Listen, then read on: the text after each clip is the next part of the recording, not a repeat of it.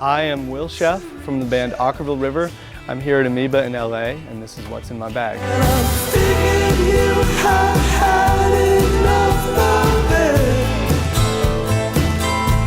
Watching the whole world turn while all you earned was respect.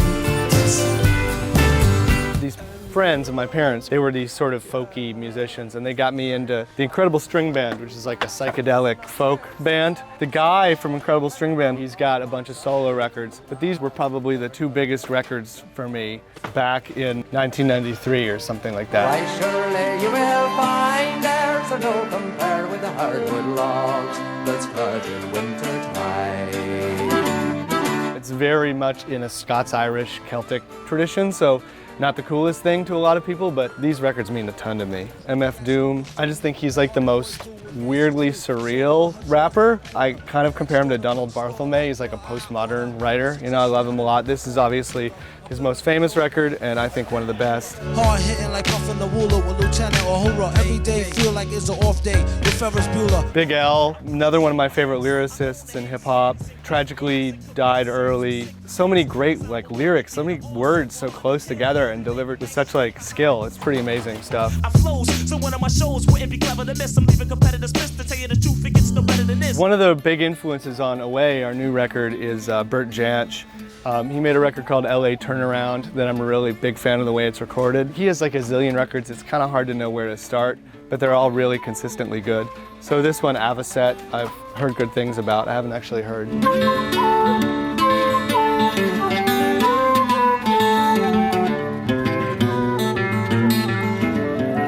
Sometimes when you're shopping for vinyl, it's like shopping at the grocery store. You're like, you know, I guess I really do need the staples in order to cook all this other stuff. But I also see that really nice produce or some weird item.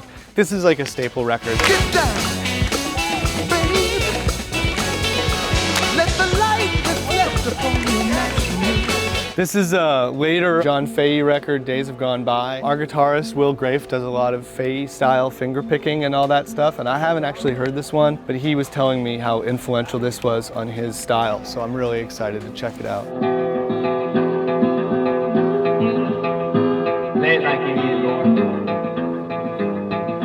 Doc Boggs is another staple, just in terms of like that hillbilly old-time murder ballad with like beautiful, beautiful writing. Oh, Martin in the smoking car, Connie Bell's wife, they did not want her present when they took her husband's life. He's just a completely singular artist, and this just seems to be the one to get. Robby Basho is another guitarist I've really been getting into recently.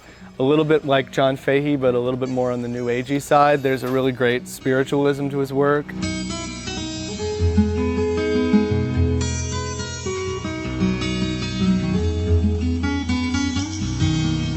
Just really beautiful stuff. He has this really rich, beautiful voice. So I'm very excited about that one. Similar sort of vibe is this Harold Melvin and the Blue Notes record. I actually used to have the title track from this record set as the alarm on my phone, because it actually starts with this kind of like vibraphone ringtone wake-up sound.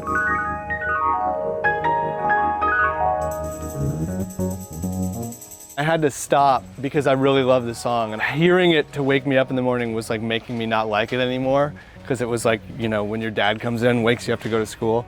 But classic record. This is Robin Williamson's earlier band, the psych folk band. Here they are desperately trying and failing to fit into a changing world with these airbrushed pictures. At the lighthouse dance.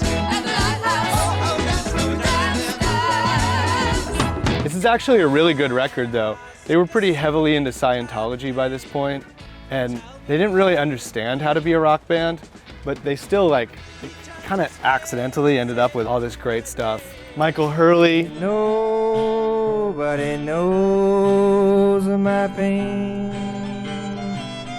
when I see that it's risen, that full moon again.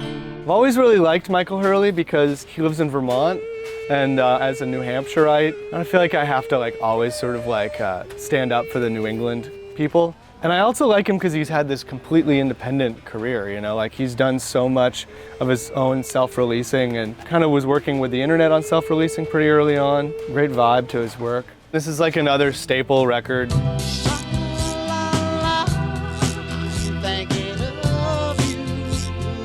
I feel like I learned a lot when I was making the new record. People talked about it from a folk standpoint, but I feel like I was kind of doing my version of like a soul record, you know, like trying to make stuff that has like beautiful textures and is like really nourishing to your soul on some level. And I feel like and a lot of stuff with percussion, a lot of stuff with electric piano.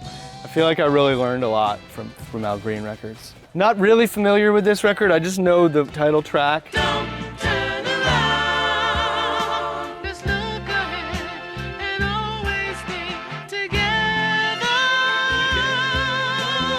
I've often heard it called like sweet soul. There's something so beautiful and defenseless about a man singing in a really high voice with other men singing in really high voices. There's something so like masculine feminine about that sound that I really love. I wish I could sing like that.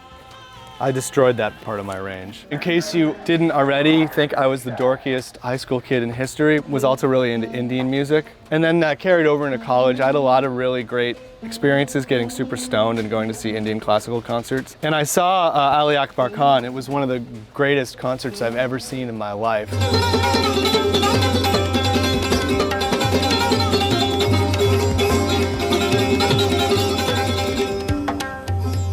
The thing that I love about Indian classical is like they start off just playing what the scale is and they kind of establish that, and then they get deeper and deeper and deeper into like all the things they can do with all the notes that they've selected.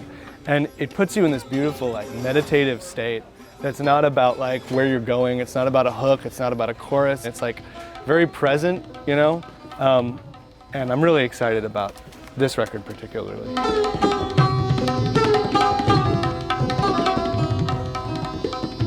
Our original drummer, Sheff, he actually like played tabla a lot, and I was in like a gamelan, Javanese gamelan group with him. He kind of got me into all that stuff. And then my other friend Alex, who plays on the first Okkervil record, he just listened to jazz. Like he was blissfully ignorant of any kind of pop music or anything like that. And they were a year older than me, which back then was like huge age difference.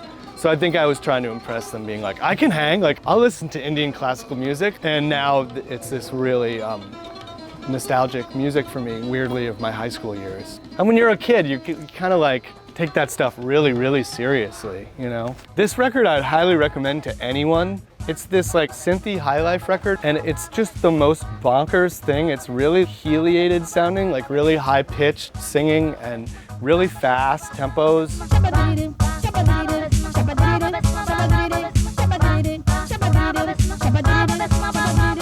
It's like this bizarre Prince and Michael Jackson as interpreted by like a guy from Ghana having a dream about Arthur Russell. You know, it's like the weirdest thing. Like it's just the best record in terms of like a party record and a lifting your spirits record.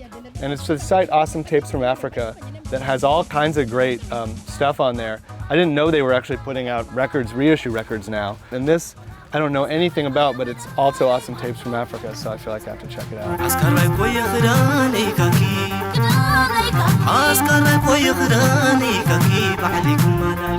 And that's everything. That's in my bag.